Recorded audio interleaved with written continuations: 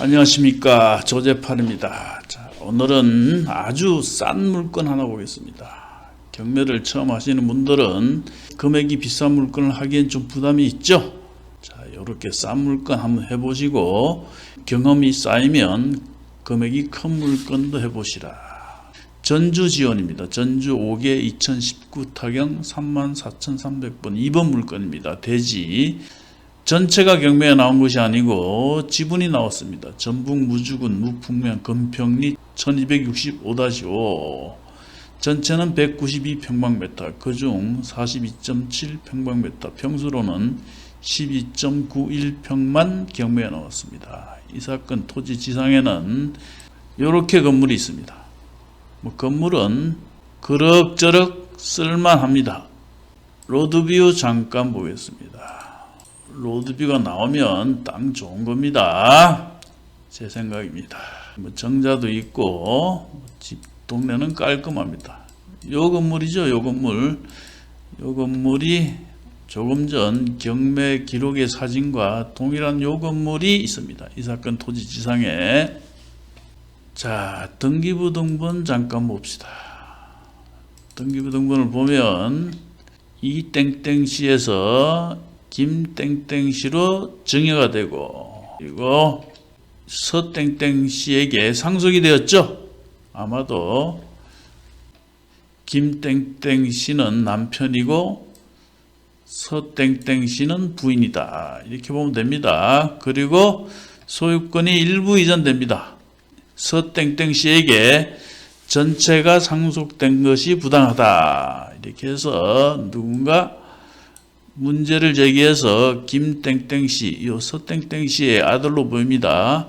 아들에게 9분의 2가 상속이 됩니다. 그러니까 왜 이런 일이 있냐면 집행을 해야 되는데 전체가 상속이 됐으니까 9분의 2만큼은 김땡땡 소유다, 이렇게 해서 대의 등기를 했죠. 이렇게 해서 김땡땡씨 지분이 경매에 들어갑니다. 그리고 서땡땡씨 지분이 9분의 7이 됐죠. 그 중에 또 9분의 2가 가처분되어 있습니다. 자제분들이 여기저기 빚을 많이 진 모양입니다. 그런데 김땡땡씨 지분이 강제경매 개시가 되고 그 이후에 어머니 서땡땡씨가 돌아가십니다. 그죠? 서땡땡씨 지분이 이전되죠. 상속으로 지분이 따님으로 보이는 김땡땡씨에게 9분의 7이 상속됩니다. 그러니 지금 현재 소유자는 자제분 아드님과 따님으로 보입니다. 김땡땡씨와 요 김땡땡씨 두 사람 명의로 되어 있습니다. 그 중에 요 김땡땡씨 9분의 2가 경매에 나온 겁니다. 자, 현재 이 집에는 이 기록에는 1987년 1월 14일 전입한 채무자의 모친이 살고 있는 걸로 되어 있으나 조금 전 등기부 등본을 봤듯이 서땡땡씨는 돌아가셨습니다. 돌아가시고 지금 현재 이 집은 빈집으로 보입니다. 자, 그리고 지난번에 137만 9,999원에 낙찰됐다가 미납을 하고 또 129만 원에 낙찰이 됐다가 미납을 했습니다. 또 137만 9,990원에 낙찰되었다가 미납을 하고 다시 59만 8천 원에 나왔습니다. 왜 미납을 했을까? 이거는 제가 볼 때는 금액도 소액이고 여기서 무슨 팔자를 고치겠습니까? 벌어야 얼마 되지 않는다, 이렇게 판단했겠죠. 왔다 갔다 차비만 들고 귀찮으니까 미납을 한 것으로 보입니다. 그러므로 혹시 이 물건에 관심을 가지시는 분들은 이 물건으로 무슨 팔자를 고치겠다, 이런 생각하면 안 됩니다. 제가 이 물건을 말씀드리는 이유는 현재 59만 8천 원입니다. 낙찰을 받고 지분을 해소해야 되겠죠. 지분을 해소하기 위해서는 공유물 분할 청구의 소를 제기합니다. 9분의 7이 남매지간으로 보이는 또 다른 김땡땡씨를 상대로 소송을 해야 되겠죠. 낙찰을 받는다면 9분의 7 소유자 있지 않습니까? 여기 조금 전에 봤던 여기 9분의 7 소유자 요 김땡땡씨를 상대로 공유물 분할 청구 소송을 합니다. 그러면 이런 경우는 대체로 100% 전체를 경매에 넣어서 경매 비용을 공제한 금액을 지분 비율대로 나눠 써라. 이렇게 판결이 나옵니다. 그렇게 해서 경매를 넣어야 되겠죠. 넣으면 전체를 경매에 넣으면 감정금액이 얼마쯤 나올까요? 감정금액이 지금의 감정금액을 기준으로 한다면 둘로 나누고 9를 곱하면 얼마입니까? 122만원 나누기 2 곱하기 9 하면 549만원이 됩니다. 전체가 경매에 나오면 549만원이 되겠죠. 만약 현재 최저가의 낙찰을 받고 전체를 경매에 넣었을 때 감정금액에 매각이 된다. 그렇다면 뭐 한 50여만원 남겠죠. 비용 제하면 거의 본전이 될 겁니다. 그러나 만약 전체가 경매에 나왔을 때 여러분들이 549만원의 낙찰을 받는다면 이 건물주와 소송을 해야 되겠죠. 제가 볼 때는 이 사건 토지 소유자들은 이 건물에 대한 애착은 없는 걸로 보입니다. 그렇다면 건물을 인수하면 되겠죠. 건물을 저렴하게 인수하면 됩니다. 또한 건물 철거 소송을 제기해서 철거 판결을 받아서 그냥 땅으로 가져가도 괜찮지 않나요? 땅으로 가져가도 크게 무리가 없습니다. 땅으로 가져가도 뭐 괜찮습니다. 그러면 건물주가 철거를 하지 않는다. 그러면 지료는 줘야 되겠죠. 건물주가 토지를 매입하지 않는다. 그러면 건물을 포기하겠죠.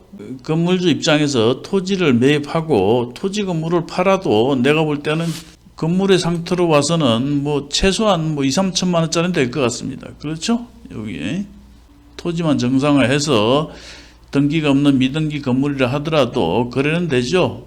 그렇게 된다면 뭐 한 2천만 원 그 정도는 팔리지 않을까 싶습니다. 그렇다면 이 토지 즉 9분의 7 소유자 그 사람은 9분의 2 이 지분을 인수하거나 그렇지 않으면 건물을 포기하게 되는 겁니다. 그렇지 않습니까? 건물에 애착이 있다면 토지를 매입하겠죠. 건물의 값어치가 제가 볼 때는 토지의 값어치보다 하면 대략 대여섯 배 이상 되는데 그럼에도 건물주가 토지를 매입하지 않는다. 그렇다면 건물에 대한 애착이 없다고 봐야 됩니다. 그렇게 해서 이것은 전체를 낙찰받았을 때 얘기입니다. 전체를 낙찰받고 지료 청구를 하고 뭐 이런 식으로 하다 보면 건물을 인수할 수 있다. 그렇게 해서 추후 토지와 건물을 기촌하는 분들에게 싸게 매각할 수 있지 않을까.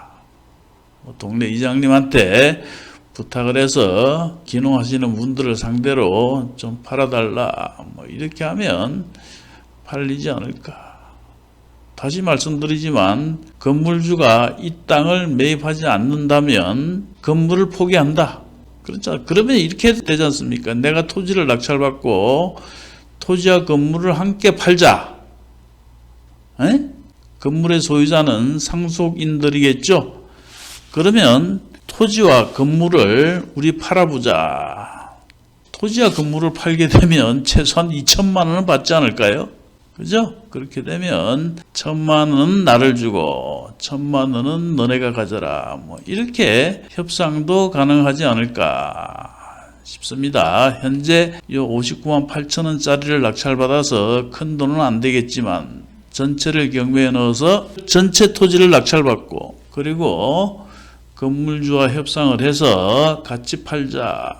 뭐 이런 식으로 처리하면 얼마간의 수익은 나오지 않을까.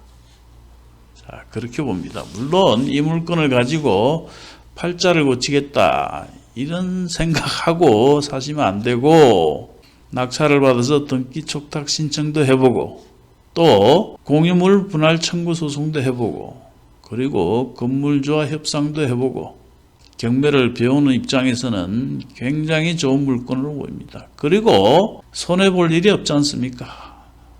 59만 8천 원짜리 땅으로 손해를 보면 얼마를 손해보겠습니까? 그죠? 자, 특히 결혼 안 하신 총각분들은 꼭 관심 가지시기 바랍니다. 선볼 때 말하기 좋지 않습니까? 선볼 때 소개팅을 나갔다. 그럼 재산이 어떻게 되느냐? 그러면 뭐 시골에 땅 좀 조금 있습니다. 좋죠? 진짜 조금 있죠? 뭐 건물 딸린 조그마한 뭐 땅 하나 있습니다. 그죠? 자, 젊으신 분, 결혼 안 하신 총각분들 관심 가져보시기 바랍니다. 자, 오늘은 여기까지 하겠습니다.